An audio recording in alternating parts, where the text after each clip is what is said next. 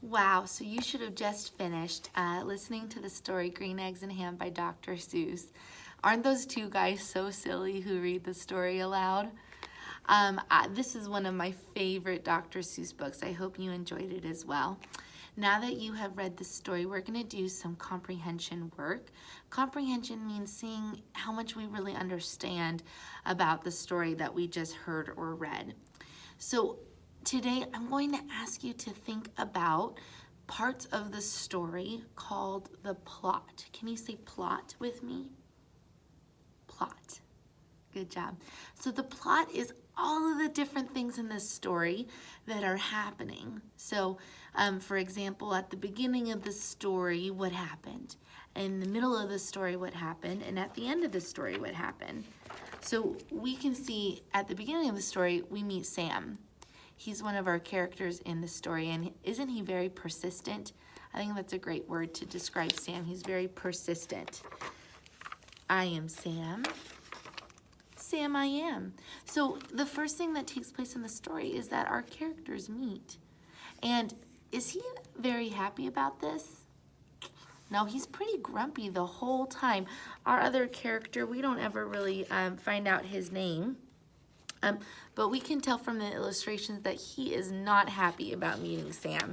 He really wishes that he just was able to go on with the rest of his day. He doesn't want to try Sam's green eggs and ham. He says, Sam, I do not like green eggs and ham. Please leave me alone. So those are sorts of things that are happening at the beginning of the story. So those are all different events that are in the plot of Green Eggs and Ham. I want you to think about the rest of the story, how it goes from there. So we know that our character is annoyed. He does not want to try green eggs and ham. He meets Sam I Am. He just wants nothing to do with him. So that's how our story starts. What happens in the middle of the story would be all of those different ways that Sam I Am tried to get our character to eat his green eggs and ham. So think about all those things that happened in the middle of the story, and then what happened at the very end of the story. Did he end up trying the green eggs and ham? Did he like them? Did he not? Did he ask Sam to go away?